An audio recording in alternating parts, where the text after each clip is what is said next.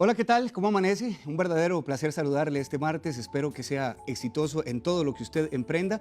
Como usted ve, venimos preparados con un programa que esperamos sea de muchísima utilidad. Y voy a comenzar yo con uno de los temas que le anunciábamos ahora en titulares. Los problemas de columna son tan frecuentes que representan la tercera causa de consulta e incapacidad laboral. Es uno de los padecimientos más comunes que atacan esta parte del cuerpo y precisamente es conocido como desgaste, causante de dolor crónico y de deterioro en la calidad de vida. Pero ¿sabía usted que este problema se puede prevenir?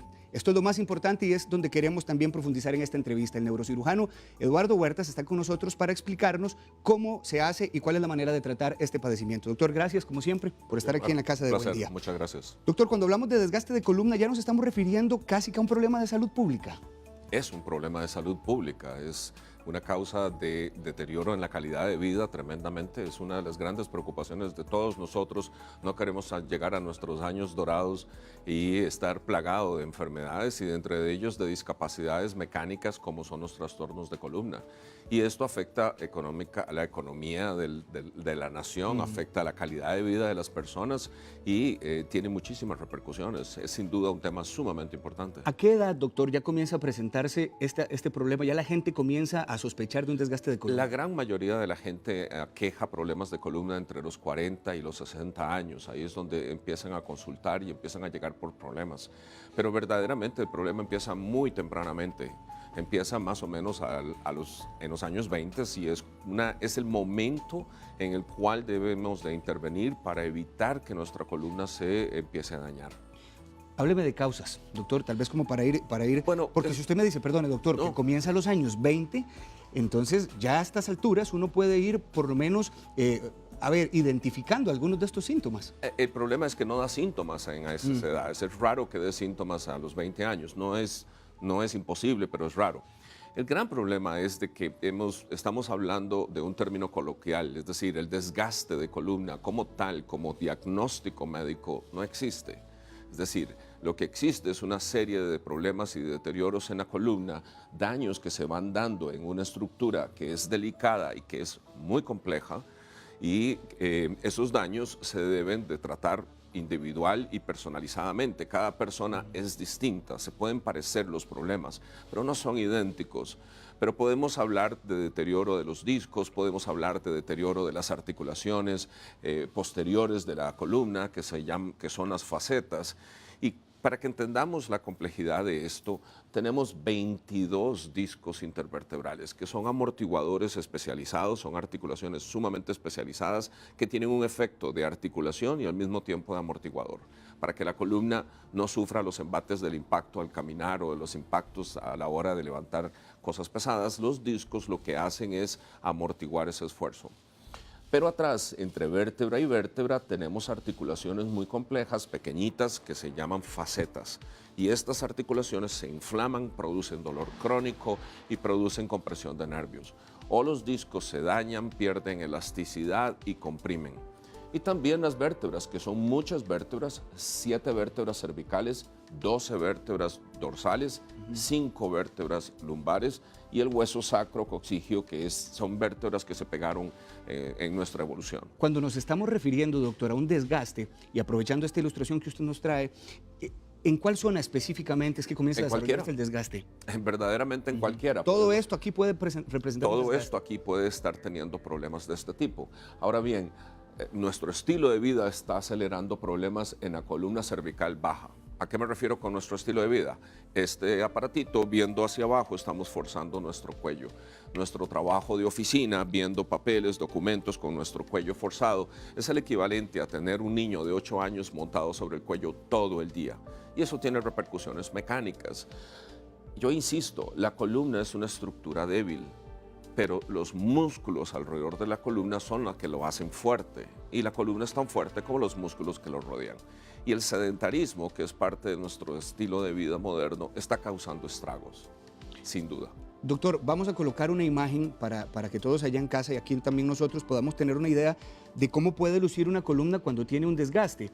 Mientras nos colocan esta imagen, yo quisiera más bien preguntarle a usted, ¿quiénes están más propensos a presentar este tipo de de desgaste de columna? Muchos aspectos que hacen mayor propensión. Por ejemplo, si tenemos antecedentes familiares, tíos, hermanos, padres con problemas de columna, hay un factor genético sin duda de por medio. ¿Quiénes están más propensos, además de eso? Personas mayores, pero especialmente personas mayores que han sido sedentarios toda su vida. Lo que estamos viendo aquí son las imágenes de deterioro progresivo de arriba hacia abajo de los discos intervertebrales. El disco de arriba es un disco normal. El disco que le sigue hacia abajo es un disco con un poco de degeneración y de daño. El disco tercero es un disco abultado, este ya es una pequeña herniación, pero es una progresión, son los diferentes niveles de deterioro. Luego podemos ver donde se ve esa bola celeste, es un fragmento del disco. El disco se salió y se hernió y se extruyó. Eso quiere decir que rompió las paredes del disco y se salió. Y luego tenemos discos aplastados que se han adelgazado y discos degenerativos donde tenemos ya el hueso engrosado, donde tenemos formación de osteofitos, que son los famosos picos de Lora, si lo conocen popularmente la gente, que comprimen, que hacen daño, y esto es una progresión. Todos estos son niveles del mismo grado de enfermedad, o sea, de la misma enfermedad, solamente que son grados de la misma enfermedad. Ahora, doctor, con esta imagen que estamos viendo ahí, por ejemplo, usted hablaba que a los 20 años es difícil poder describir o poder identificar síntomas. Para estas alturas, esta imagen que estamos viendo, ya estamos hablando de un paciente de qué edad y qué tipo de síntomas puede estar presentando. Depende de mucho cuándo se empezaron a gestar los problemas, pero no tiene que ser una edad específica. Podemos tener entre 40 y 70 años una degeneración con osteofitos. Es sumamente inusual en personas más jóvenes. En personas más jóvenes lo que tenemos es inflamación de ligamentos, discos un poco aplastados, pérdida de flexibilidad del disco en personas mucho más jóvenes. Pero a lo que yo me refiero con la gente joven que ya se está empezando a dar los problemas es que ese es el momento de prevenir. Esa es la época, no a los 70 años empezar a darle tratamiento. Pues tenemos que darle tratamiento, pero la prevención se empieza joven. Y joven es 20, 30, 40 años. Nunca es tarde prevenir, pero entre más jóvenes empecemos, muchísimo mejor. Así como estamos viendo en esta ilustración, doctor, ¿ya esto produce dolor en el paciente? Cualquiera de estos niveles puede producir dolor, sin duda. Es un dolor constante, un dolor sordo que puede estar molestando en la espalda, que me levanto en las mañanas con dolor y tengo que estirar, tardo media hora antes de sentirme mejor. En los niveles más bajos, donde ya tenemos herniación del disco, pues entonces ahí va a haber compresión de los nervios, y donde hay compresión del nervio, el dolor puede irse hacia las piernas o hacia los brazos. E incluso en la columna cervical alta, el dolor puede referirse hacia la cabeza y producir dolor de cabeza de origen cervical, lo que conocemos como cefalea cervicogénica o mal llamada migraña cervical. Digo mal llamada porque realmente no es migraña, pero se parece mucho a la migraña. Simple y sencillamente porque el dolor se está originando en la columna cervical y se irradia hacia la cabeza. Si una persona llega a cumplir en este caso estos dos síntomas, doctor, tanto dolor de espalda como dolor de cabeza, ¿podría ya comenzar a sospechar en un desgaste de columna? Especialmente si estamos teniendo dolor cervical, contractura muscular, dolor en los trapecios, en el cuello y dolores de cabeza, pues es uno de los diagnósticos a descartar. Hay que considerar muchas cosas. Usted puede tener dolor de cabeza por cientos de cosas distintas, desde parásitos hasta un tumor cerebral, desde un problema cervical hasta presión alta. Pero si tenemos a un paciente con contractura cervical, si tenemos un paciente con dolor en el cuello y además dolor de cabeza, pues descartemos de que su dolor de cabeza no venga verdaderamente del cuello y démosle tratamiento al cuello, no al dolor de cabeza como tal. Pero ese es el trabajo del médico. El trabajo del médico es hacer el diagnóstico diferencial. ¿Es posible que la persona que está padeciendo de este desgaste logre diferenciar entre un dolor de espalda ocasionado a nivel muscular al dolor provocado por el desgaste, doctor? Los dolores musculares tienden a ser temporales. Tienden a ser de que hice un esfuerzo, tienden a ser algo por pasajero, que se quita sencillamente con algunos cuantos analgésicos sencillos. Son dolores musculares pasajeros. El dolor de deterioro y de desgaste, de artrosis, de inflamación crónica de las articulaciones de la columna es un dolor más crónico, es un dolor más constante, más continuo, más frecuente, más recurrente e incluso más limitante. Muchísimos de mis pacientes llegan a mi oficina con historias de años de dolor. Y lo único que han hecho, tristemente, es tomar analgésicos. Sí. No han hecho nada más. Simplemente lo atendían como dolor de espalda y nada más. Como dolor, punto. Y entonces están haciendo algo equivocado, que es tomando un analgésico para tapar el problema, no resolverlo. Y eso es lo que no se debe hacer. Y yo le digo al público, no acepten el diagnóstico simple y sencillo, usted tiene desgaste. Sí, está bien, tengo desgaste, pero ¿de qué tipo? ¿Qué es lo que está ocurriendo? Tengo un disco desplazado, tengo compresión, porque existen tratamientos específicos dependiendo de cada tipo de lesión. Y si su médico no es ávido no es bueno en esta área, que lo refiera a donde un especialista en columna y que el especialista en columna pueda darle un tratamiento específico al problema específico. Son las 8:11 de la mañana, estamos hablando con el neurocirujano Eduardo Huertas sobre este problema de desgaste que, como comenzábamos la entrevista explicándole, este problema de columna es tan frecuente que representa la tercera causa de consulta e incapacidad laboral. Usted acaba de escuchar al doctor, lo más problemático de esto es que hay mucha gente que pasa durante años de su vida pensando que simplemente es un dolor en la espalda. Nunca se atienden, solamente con analgésicos como para aliviar el dolor, pero nunca desde la parte principal de donde está el problema, que es el desgaste en la columna. Si usted tiene una consulta que realizarle al doctor, ya usted escuchaba un poquito cuáles pueden ser algunos de estos síntomas, como dolor de cabeza, dolor en la espalda constante. Este es el momento para que nos haga llegar su consulta y procesarla con el doctor Eduardo Huertas. Doctor, quería preguntarle sobre posiciones, porque, a ver, movimientos que uno puede hacer, si a la hora de dormir esto más bien puede exacerbar el desgaste de columna y al despertar más bien la cosa sea más trágica. Dormir boca abajo es muy dañino y hay que evitar dormir boca abajo. Incluso algunos de mis pacientes que me dicen tengo años de dormir boca abajo, no puedo cambiar la costumbre, les digo, cosan unas bolas de tenis viejas a una camiseta vieja y aquí al frente para que les estorbe tanto cuando se den vuelta y están dormidos, que nuevamente vuelvan a una posición de lado o boca arriba. Dormir boca abajo es muy dañino para la columna y lo mejor es dormir boca arriba o de medio lado. La idea es mantener la columna alineada y tener un colchón firme, un semiortopédico, un ortopédico, un colchón firme que le dé estabilidad para que los músculos descansen y se relajen. Lo otro que hay que hacer definitivamente es tener buena postura en el trabajo, evitar estar jorobados o evitar estar en posiciones que son forzadas, porque esas posiciones lo que hacen es, de gota en gota, usted le hace un hueco a una piedra. Si hoy está en una posición inadecuada, no le va a hacer mayor daño a la columna, pero si lo hace hoy, mañana, pasado mañana y todo el tiempo, esa posición es un factor de deterioro progresivo de la columna, porque de nuevo, volvamos, es una estructura mecánica y como estructura mecánica, si abusamos de ella, va a ceder, no va a aguantar y se va a dañar. Elin Durán tiene la primera consulta, doctor. Ella quiere saber si la espondilitis puede ocasionar algún desgaste de columna y si es así, ¿cómo puede retrasar ella el daño? Que además es la premisa de esta entrevista, ¿verdad? La manera de prevenirlo. La espondilitis anquilosante es un proceso inflamatorio de la columna, que los procesos inflamatorios son uno de los factores más importantes a tratar y para la prevención del deterioro y del famoso desgaste de columna. Lo que ella debe hacer es tratar su proceso inflamatorio y no es solamente con medicamentos. Es, por ejemplo, en espondilitis anquilosante no es importante bajar de peso y tener un peso ideal en una persona obesa. Es crítico tener el peso ideal. Es crítico tener fuerza muscular, es decir, hacer ejercicio regularmente. Y el ejercicio que yo recomiendo para las personas con problemas de columna siempre es evitar impacto. Cualquier tipo de actividad física, dentro de ellas el número uno sigue siendo natación, de los ejercicios que son ideales para tratar una columna, pero evitar impacto porque ese impacto va haciéndole daño a los discos y a las articulaciones. Entonces, en espondilitis anquilosante sí puede producir artrosis y deterioro de los discos y de las articulaciones que terminan dentro del gran paquete de desgastes, pero realmente lo que originó todo fue una espondilitis anquilosante que no se trató o que fue tratada simple y sencillamente con medicación, cosa que no debe ser. Doctor, a propósito de los movimientos, de las posiciones corporales que usted estaba describiendo antes, Verónica Campos tiene una consulta. Ella dice, bueno, para los que trabajamos sentados todo el día, ¿cuál es la silla que usted puede recomendar para evitar este tipo de padecimientos? Las sillas, ahora muchísimos trabajamos sentados casi todo el día.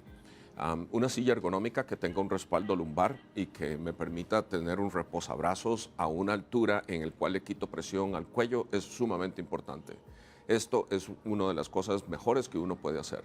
La otra cosa que debe hacer es cambiar de posición regularmente, levantarse por lo menos cada 45 o 60 minutos, aunque esté trabajando en un puesto de trabajo, mover músculos, estirar un poquitito, sin abandonar puesto de trabajo, pero cambiar un poquitito de posición y volver otra vez a la silla es recomendable por la circulación, por las articulaciones, hasta por razones emocionales. Pero de lo que tienen que hacer las personas que trabajan en trabajos sedentarios es ejercicio diario. No 20 o 30 minutos 2 o 3 veces al día o el fin de semana a una mejenga.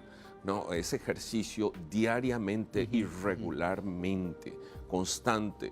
No tener excusas, no andar buscando la primera razón para no hacer ejercicio. Es difícil, no es fácil. La persona que me diga que hace ejercicio regularmente, diariamente, entra dentro del grupo del 3% de costarricenses que hacen ejercicio regularmente. 3%. Eso no es nada.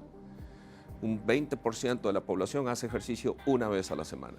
El otro 80% casi no hace ejercicio del todo.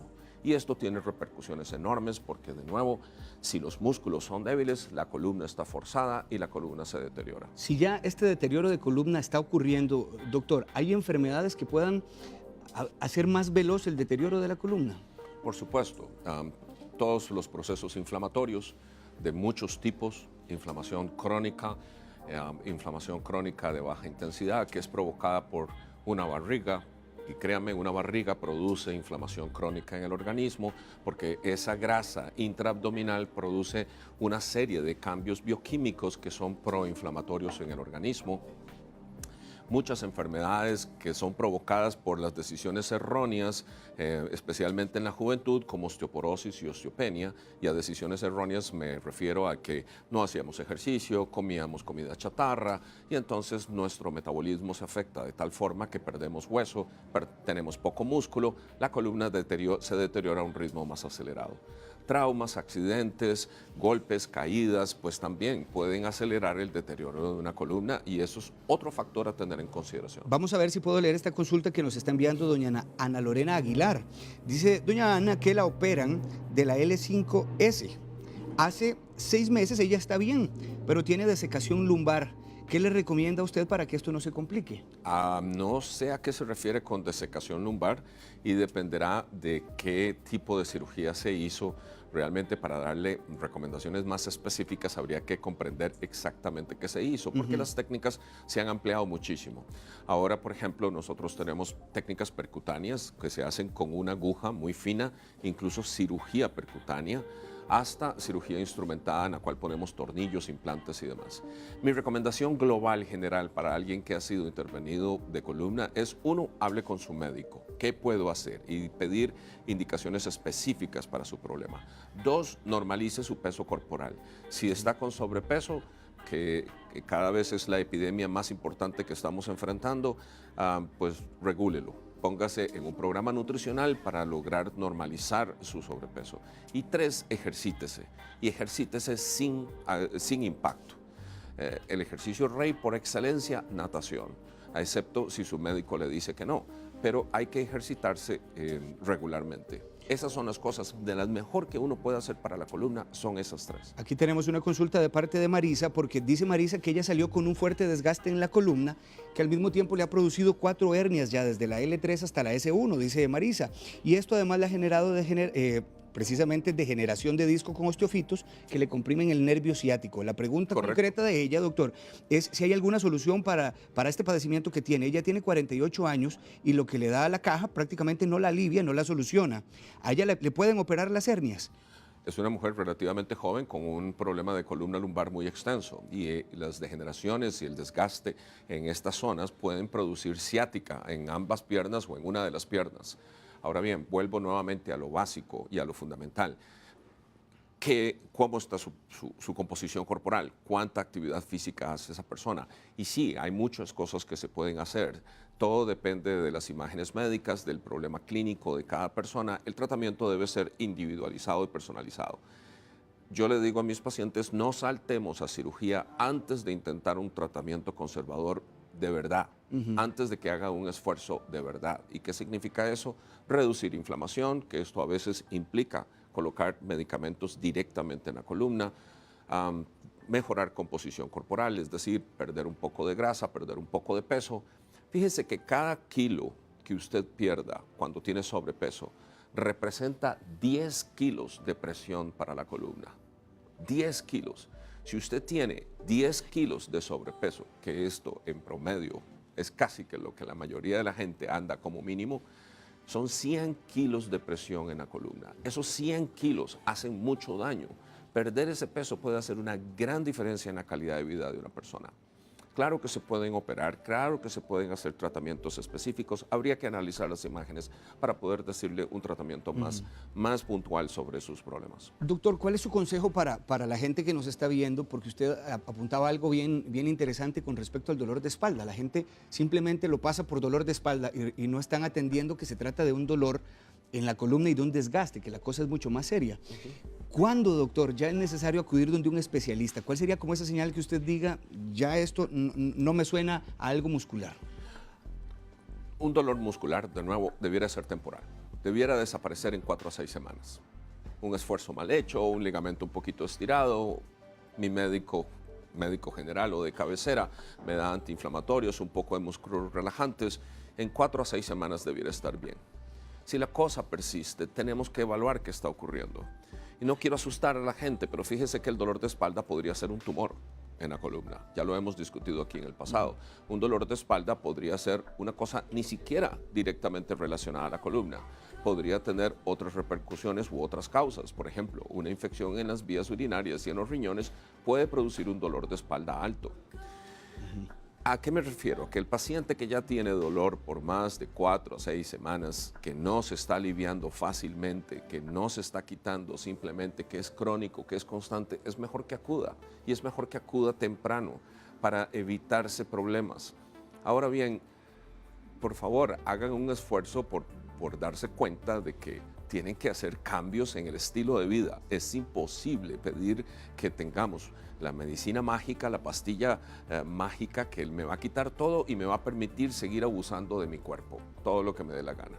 Y eso no es así, eso no funciona de esa forma. La semana tiene 168 horas, Omar. La gente no le está dedicando ni siquiera 3 a su cuerpo. Eso nos pasa factura y eso tenemos que cambiarlo. ¿Por qué? Porque la columna tiene todas estas estructuras óseas, pero tiene cientos de músculos y su salud depende de esos cientos de músculos. Su salud depende de que nuestras dietas sean con menos azúcares, menos carbohidratos. No estoy diciendo que no los consumamos, estoy diciendo que reduzcamos. Nuestra cantidad de carbohidratos y de harinas y de azúcar es extremadamente alta. Nuestra cantidad de aceites saludables, omega 3 y otros aceites que son importantes para la salud articular, la salud neurológica, es sumamente baja. Fíjese que la relación omega 6, omega 3 debiera de ser mínimo 1 a 1. Y en Costa Rica la relación es 1 a 20, es decir, 20 veces más omega 6, que es proinflamatoria, que omega 3. ¿Por qué? Porque estamos comiendo muchísimas harinas, porque estamos comiendo muchísimo azúcar y eso lo único que hace es producir inflamación y daño en las articulaciones. Y es que el mensaje que usted ha enviado prácticamente durante toda la entrevista es un cambio en el estilo de vida de manera integral, doctor. Por supuesto. ¿Cuál es el médico especialista que se encarga de atender este tipo de desgaste, doctor? En mi opinión, el especialista idóneo es un especialista en columna. Hay 2 áreas de la medicina que nos especializamos en columna. Ortopedistas especializados en columna o neurocirujanos especializados en columna. Yo creo que la gran mayoría de la población debiera acudir primero donde su médico de cabecera o médico general. Tengo dolor crónico, necesito que evalúen la causa, no que me le den simple y sencillamente tratamiento al dolor. Está bien que demos tratamiento al dolor mientras estamos buscando la causa, pero buscar la causa es la diferencia entre dar un tratamiento de verdad y solo tapar un problema. Y tapar el problema no funciona, no se vale meter la cabeza como un avestruz en un hueco y decir no viene el león a comerme. porque entonces lo que va a ocurrir es que no me voy a dar ni cuenta de cuándo me comieron. Doctor, tenemos una televidente, Sadie Mari, dice que tiene un hijo de 12 años. El niño presenta una curvatura bastante pronunciada en su columna y esto le produce muchísimo dolor de espalda. Ya lo pusieron en control, le hicieron un TAC, un TAC para ver si él tiene alguna malformación de columna. Ella pregunta concretamente si se tratara de una malformación de columna, ¿se puede corregir? ¿Se puede hacer algo teniendo este niño de 12 años? Hay muchas diferentes malformaciones. Me atrevo a pensar, si tiene mucha desviación, de que es muy probablemente una escoliosis.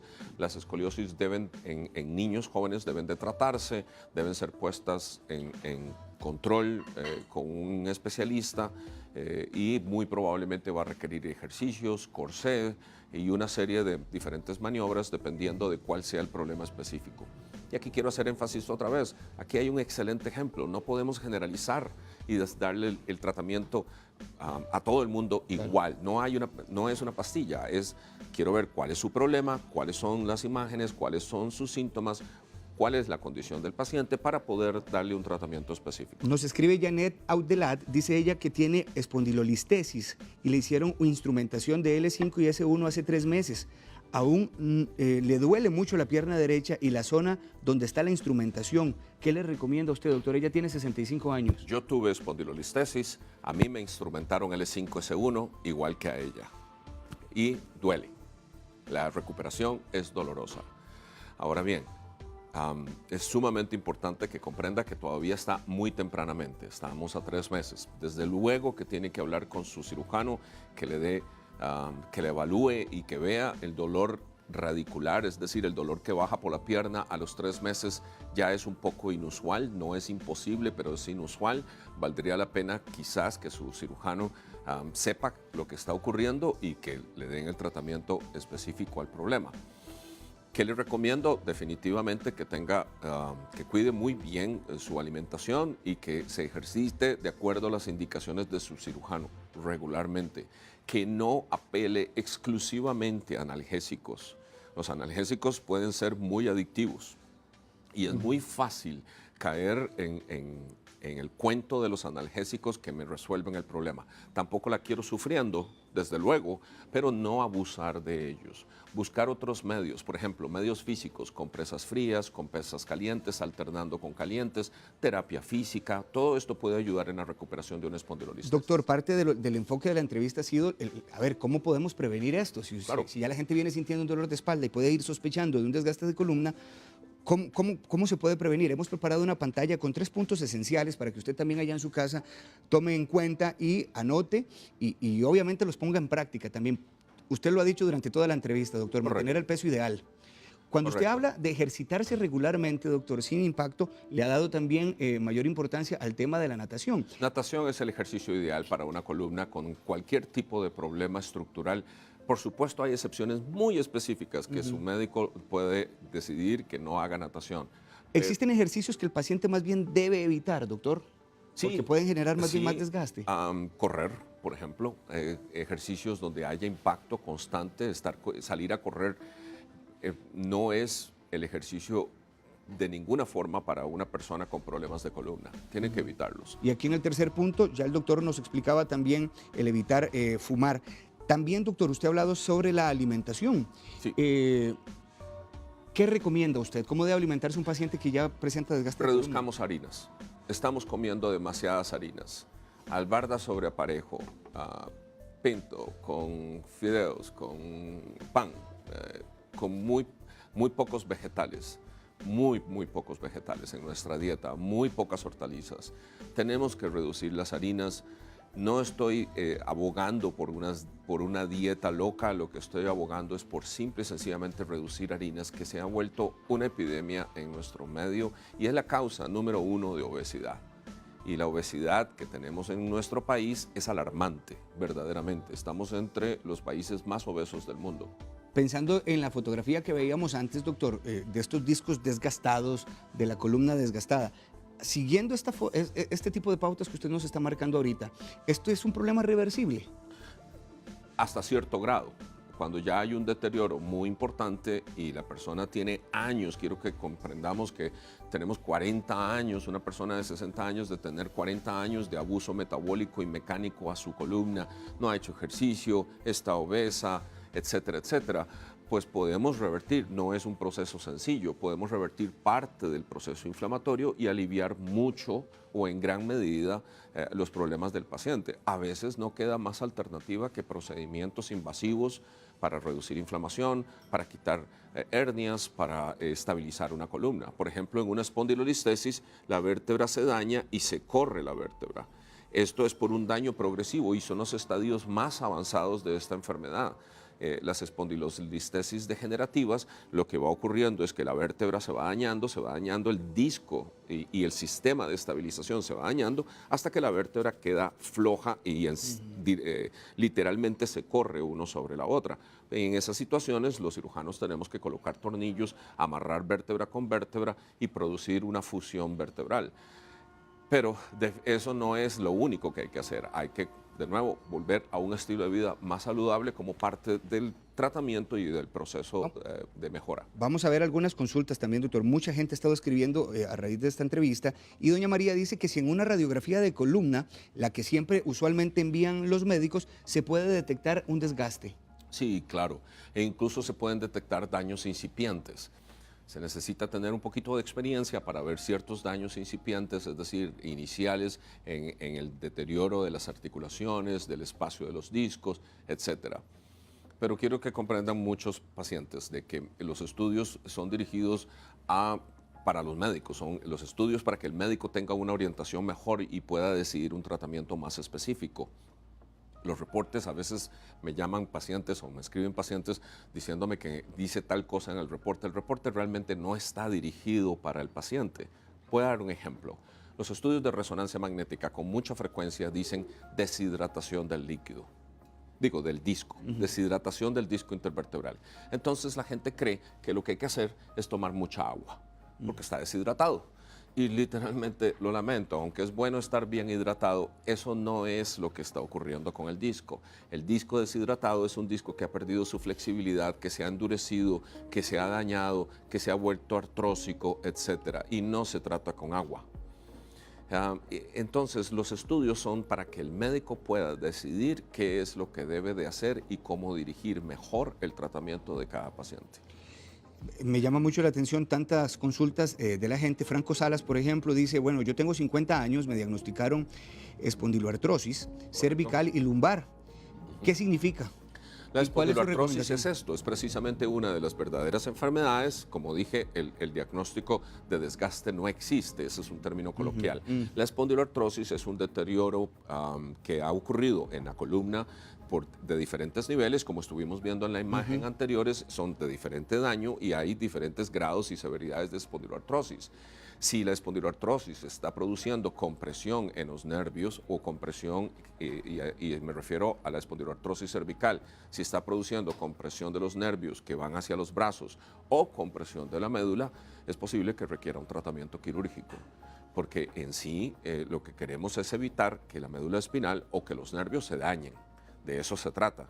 Y el evitar un daño a nivel neurológico es la clave y es el eje fundamental y más importante en el tratamiento de un problema espinal, porque los especialistas en columna podemos resolver muchísimos problemas articulares, discales, etcétera, pero no podemos definitivamente curar un daño medular ya establecido. Nadie puede revertir eso, ni un daño radicular de un nervio ya establecido. Y lo que queremos es prevenir que avance tanto. Doctor, Carol Corrales nos está escribiendo y dice Carol que el esposo lo operaron de una hernia y le dijeron que producto de la operación desarrolló un desgaste en la columna. Dice Carol que el marido se levanta todos los días con un dolor que no puede ni moverse, no sabe qué hacer. ¿Cuál es su recomendación? Quiere saber si ella sí, la natación, por ejemplo, aplica en este caso. Pero también me gustaría que desarrolle esto de cómo una operación realmente puede generar un desgaste, doctor. Depende de qué fue lo que se hizo en la cirugía. Es decir, la tendencia mundial en estos momentos es a reestructurar la columna. Si usted tiene un disco dañado, si tiene un disco con desgaste o con una herniación, hay razones específicas para cirugía y podemos hacer microcirugía para quitar un fragmento del disco que se salió o tenemos que ir a cambiar el disco por completo, colocar un implante para sustituir a ese disco. Lamentablemente todavía se sigue haciendo aquí y en muchas partes del mundo la simple remoción de un disco dañado y eso produce a la larga más inestabilidad y un problema más severo de desgaste o de deterioro de ese segmento. Y en esos pacientes, pues mi recomendación es busque una segunda opinión de un especialista en columna que evalúe bien qué está ocurriendo para decidir qué hay que hacer. Por ejemplo, tengo muchos pacientes que han venido operados de hernias de disco en el pasado, que ahora tienen más bien una inestabilidad muy severa y que lamentablemente la única forma de corregirla de forma definitiva es con nueva cirugía, pero de estabilización, es decir, colocando barras, tornillos e implantes que sustituyan a ese disco y a ese segmento dañado. Usted hablaba que lo inicial en teoría debe ser no llegar a la cirugía, intentarlo con métodos un poco menos invasivos. ¿Doctor? Correcto. En el caso de que se vaya a la cirugía, doctor, ¿cualquier paciente aplica para la cirugía? No cualquier paciente, por ejemplo, y yo sé que si me están viendo, tengo algunos pacientes que saben que les he recomendado no intervenirse a pesar de que sus condiciones tal vez sí son para cirugía porque tienen factores de riesgo muy importantes, cardiópatas, diabéticos muy severos, pacientes sumamente obesos. Entonces, sabemos que estos pacientes se someten a una cirugía espinal que es compleja, que tienen una rehabilitación un poquito larga y que puede hacer cirugía compleja. Sabemos que no les va a ir muy bien, que tienen un margen de complicaciones sumamente alto. A veces no nos queda otra alternativa. Tengo una paciente, por ejemplo, diabética, insulinodependiente, obesa, pero que estaba comprimiendo la médula espinal, se estaba quedando paralizada y entonces tuvimos que reparar la columna a pesar de los riesgos. Afortunadamente le ha ido muy bien y está recuperándose bien, pero es una paciente que ella sabía que tenía un riesgo más elevado. Doctor, vea, tengo cualquier cantidad de consultas, ¿verdad? Pero tenemos 3 minutos y quisiera como intentar por lo menos darle alguna luz a estos televidentes que tanto han escrito. Por ejemplo, rápidamente, acá doña Lorena dice que ella tiene una hernia de disco L5 y L4 hace 7 años. Se tenía que operar y no lo hizo. En este momento ella tiene 58. La pregunta es si la hernia evoluciona y aumenta de tamaño.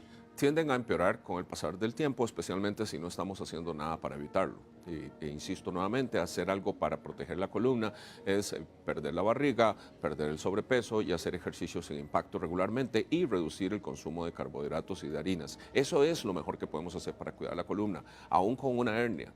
Respeto al que no se haya querido intervenir y que hayan pasado tantos años y que esté bien, me parece perfecto, pero no debiera descuidarlo, debiera de acudir a que le digan cuál es el estado actual de su problema. Nos dice doña Rocío que ella tiene desgaste, no sabe de cuál, y tiene 15 días de mantener un dolor en el brazo derecho que se le desplaza desde el pulmón hacia los dedos. Principalmente el dolor se reafirma, ella le llama en las pegas del hombro, así lo dice doña Rocío, el codo y la muñeca, y siente un hormigueo. ¿Qué puede ser? ¿Tiene que ver ya con un síntoma inicial de desgaste de columna? Tiene 65 años. Ni tan inicial. Probablemente ya tenemos una compresión en los nervios de la columna cervical, le están irradiando hacia el brazo. Los nervios que surgen del cuello van hacia los brazos. Entonces, los que vienen del cuello van hacia los brazos en diferentes segmentos.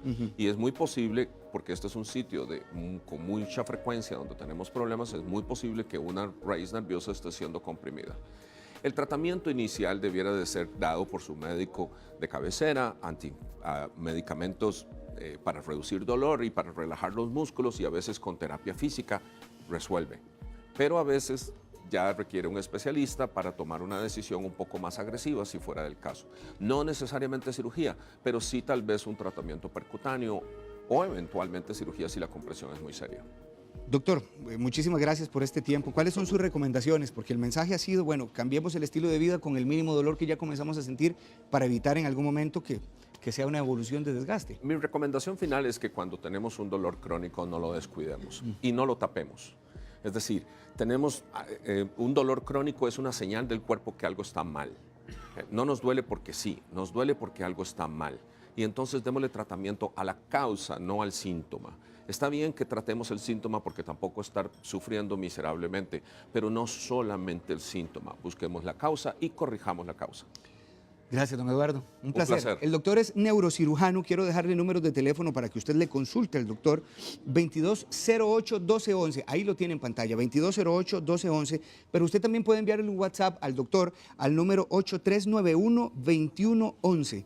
8391-2111, ahí los tiene para que los anote. Recuerde que usted puede repasar esta entrevista y compartirla también si sospecha de algún familiar que tiene algún dolor de columna en teletica.com y en el Facebook de Buen Día. Ténganos paciencia porque entran tantos WhatsApps que nos toma bastante tiempo contestar. Pero de que responden, poco responden. a poco, poco a poco. Doctor, muchas gracias. Un Muy placer, gentil, hasta muy luego. amable.